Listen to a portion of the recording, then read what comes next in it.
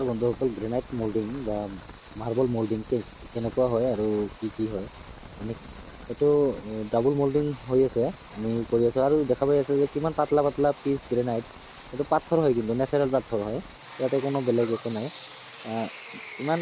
সৰু সৰু গ্ৰেনাইট আমি কিন্তু ধুনীয়াকৈ চাব আপোনালোকে উঠাই বহাই দিম কিন্তু ইয়াক নাভাঙিব পাথৰ হয় ইয়াক বুজিব লাগিব ক'ত কেনেকৈ কি হয় নহয় আৰু ক'ত কি আছে নাছে চাব লাগিব পাথৰৰ কামত ইমান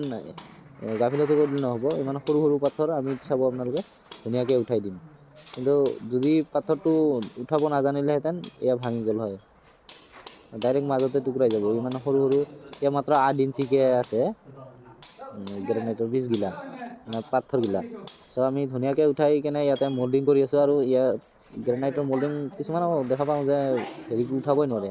গ্ৰেনাইটখন ভাঙি পেলাই আৰু এনেকুৱা ভালকৈ হেৰি কৰিলে গ্ৰেনাইট কিয় ভাঙিব নাভাঙে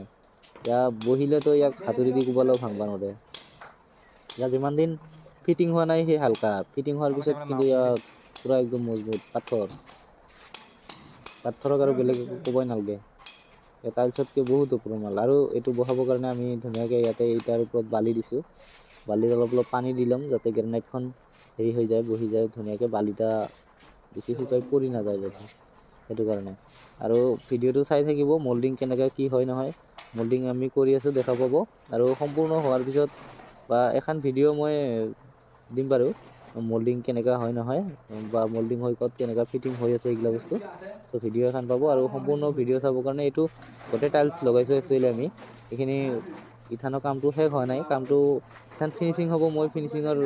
ভিডিঅ' আপোনালোকক দেখাম বাৰু কথা নাই আৰু আজিৰ কাৰণে ইমানে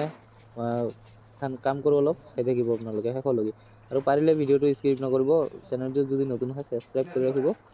আৰু পেজত যদি চাই পেজটো ফ'ল' কৰি দিব এনেকুৱা টাইলছৰ বা গ্ৰেনাইটৰ গুৰুত্বপূৰ্ণ কথা বা ফিটিং আৰু ডিজাইন লৈ মোৰ চেনেলত ভিডিঅ' আহি থাকে মাজে মাজে ভিডিঅ' ভাল লাগিলে